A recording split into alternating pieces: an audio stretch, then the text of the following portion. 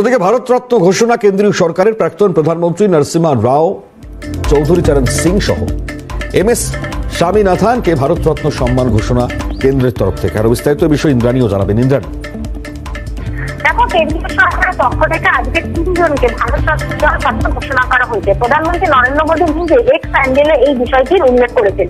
তিনি নিজে এক্স হ্যান্ডেলে পোস্ট করেছেন যে প্রধানমন্ত্রী PM নরসিমহা রাও, প্রাক্তন প্রধানমন্ত্রী চৌধুরী চরণ সিং এবং MS স্বামীনাথনকে ভারতরত্ন দেওয়া হলো।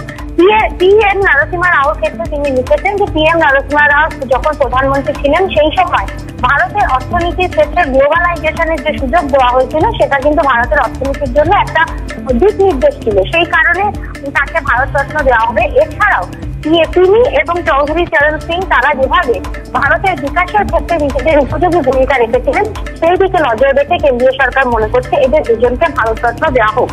এবং MS স্বামীনাথনের ক্ষেত্রে প্রধানমন্ত্রী যেটা লিখেছেন যে তিনি তাকে ব্যক্তিগতভাবে চিনতেন এবং কৃষক আন্দোলনে অর্থাৎ কৃষকদের উন্নয়নের জন্য তার গুরুত্বপূর্ণ ভূমিকা ছিল এবং একাধিক কাজ তিনি কৃষকদের উন্নয়নের জন্য করেছেন। সেই কারণে MS স্বামীনাথনকে ভারতরত্ন দেওয়ার সিদ্ধান্ত নিয়েছে প্রধানমন্ত্রী নরেন্দ্র মোদীর নেতৃত্বাধীন ভারত সরকার। মণিময়, ধন্যবাদ ইন্দ্রাণী। কথা বলছিলাম আমাদের প্রতিনিধি ইন্দ্রাণী দাশগুপ্তর সঙ্গে।